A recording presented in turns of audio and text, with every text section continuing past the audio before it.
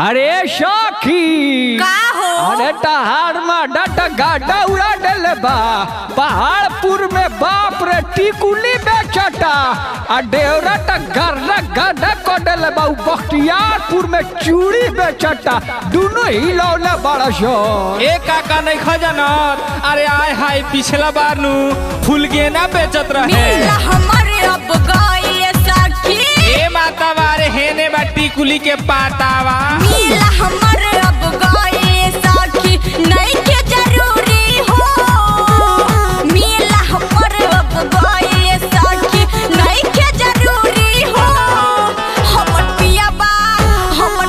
बा बेचत टिकुली देवरा बेचत चूड़ी हो हमर पिया बा बेचत टिकुली देवरा बेचत चूड़ी हो।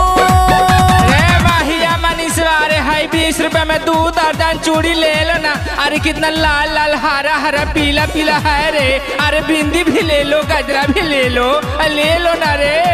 ए माता वारे तू ला ना हो हई बितुली के पातावा ए बुढ़ाऊ हो नहीं खा हमरा का टिकुली की ना दो हम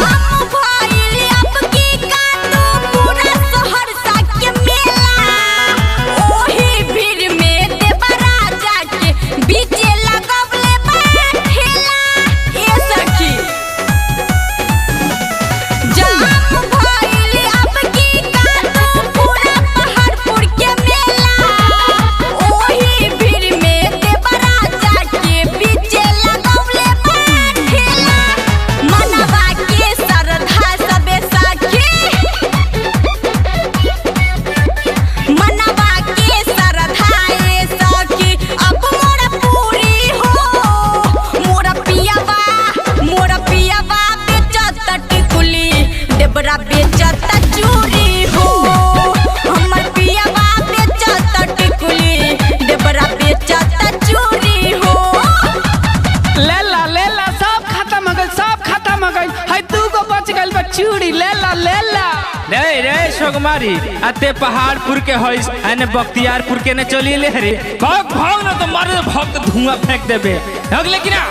ए मरबा लकोवा का बोला देम सहरसा जिला में फाड़ दी तारा की ननद के